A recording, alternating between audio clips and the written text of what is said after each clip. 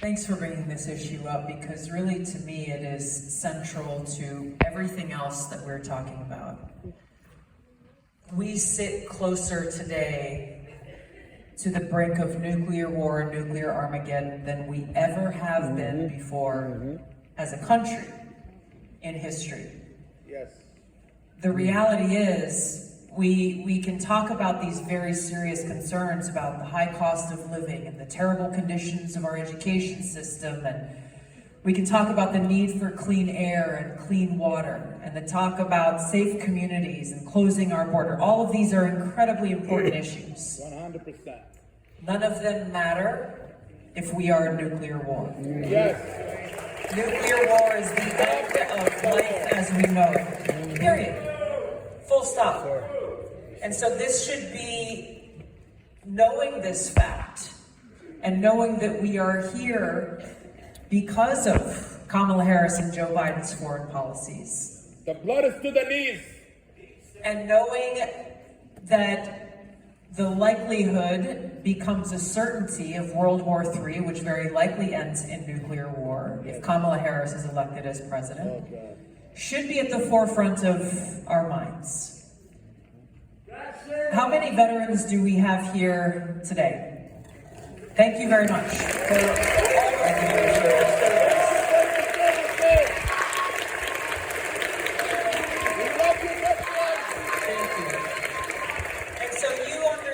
In a very personal way, as I do. I'm still serving in the Army Reserve. I'm a battalion commander and a lieutenant colonel. And so when I see Kamala Harris on that debate stage with President Trump, looking at us straight in the eyes, she looked in the camera and said, there is not a single active duty service member serving in any combat zone in the world for the first time in a century. She said this with great pride. She said this with great pride. Yes, she was either brazenly lying, hoping that we would believe the lie, as she did when she told us the border was secure for the last 4 years, and clearly it wasn't. Or she has been working in this White House, talking about how she's in the Situation Room with President Biden. When every major decision is made, she is the last person in the room. And yet, she doesn't know that we have thousands, if not tens of thousands, of service members deployed in combat zones, putting their lives on the line today because of Kamala Harris and Joe Biden. Sleepy Joe. A friend of mine texted me yesterday, and he said, interesting that Kamala Harris says this. She wants to be our commander-in-chief. I'm in Lebanon right now. She wants to be our commander-in-chief, and yet she has no care for the fact that there are so many of our troops who are in harm's way today. She had no care for the 13 servicemen and women who were killed in the disastrous withdrawal from Afghanistan at Abbey Gate. She had no care for the families that they left behind. 3 years since their loved ones have died, she has still not reached out to them to express condolences, what to speak of apologies. She doesn't care. She doesn't care. That's exactly right, which is what makes this so dangerous. If she becomes our commander-in-chief, we should have no doubt about the fact that she will try to mask her insecurity and weakness and try to project strength, and try to prove to the country and the world that she's a tough commander-in-chief by using my brothers and sisters in uniform as pawns to go and start another war and go drop some bombs somewhere in her effort to, quote-unquote, look tough. We should have no doubt at all in our minds that she will continue to be the kind of figurehead that Joe Biden has been for the military-industrial complex and the national security state, and do their bidding to work for their profits rather than valuing every single American life and every single life of those who voluntarily raise our right hands and say, I'm willing to die for our country, the safety, security, and freedom of every single American in this country, but not for some politician who's trying to look tough and get more power. Amen.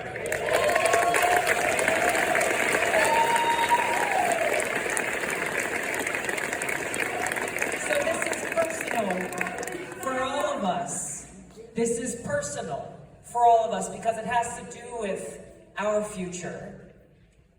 We have to take action based on that and recognize the dangers that exist for us all as humanity if Kamala Harris is elected as president, and recognize the contrast in President Trump. As Zach said, there were no new wars started under President Trump, and he had the courage and the strength and leadership that was exercised by President Kennedy when he met and talked with Khrushchev, that was exercised by President Reagan, who chose diplomacy over war. Yes. He had the courage to go meet with Kim Jong-un, to meet with Vladimir Putin, willing to meet with whoever he needed To make peace. to make peace, because he values our lives and our right to life, liberty, and the pursuit of happiness. President Obama refused to meet with Kim Jong-un because he didn't want to reward him. They were scared. Kamala Harris criticized me for meeting with different dictators and adversaries in other parts Because of you're the the world. champ. Because I care about peace. She cares more about power than peace. This is one of the main reasons I stood in front of thousands of my fellow service members at the annual National Guard conference, and was proud to endorse President Trump because Thank you. he will fight for peace, and he will stand up for our freedom. And make America great again.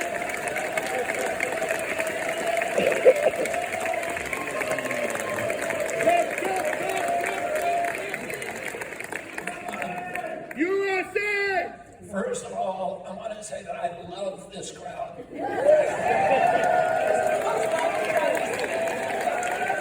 Kennedy, we love you! Kennedy! Kennedy! You know, the initial question was why are we in all these wars and who's making these decisions? Sleepy Joe!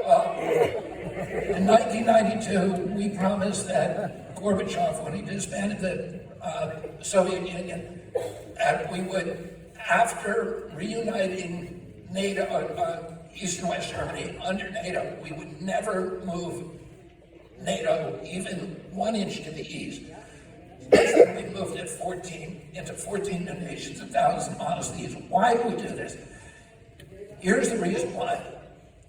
When a new nation enters NATO, the contract requires it to conform its weapons purchases to NATO specifications, which means billions and billions of dollars, or Lockheed, Northrop Grumman, Boeing, and General Dynamics, and the other military contractors. Who owns all of those?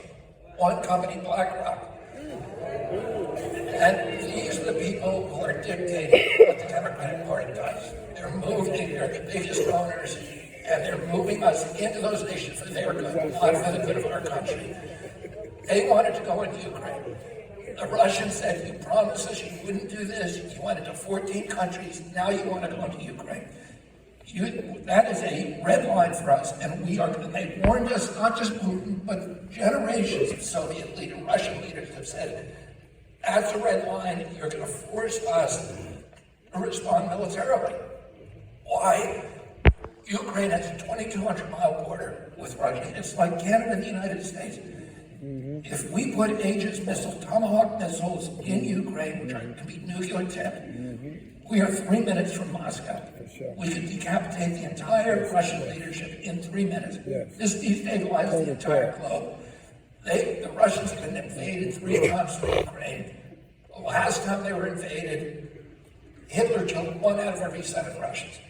So this is a critical national security interest for them. It is zero national security for us. We have no treaty with Ukraine.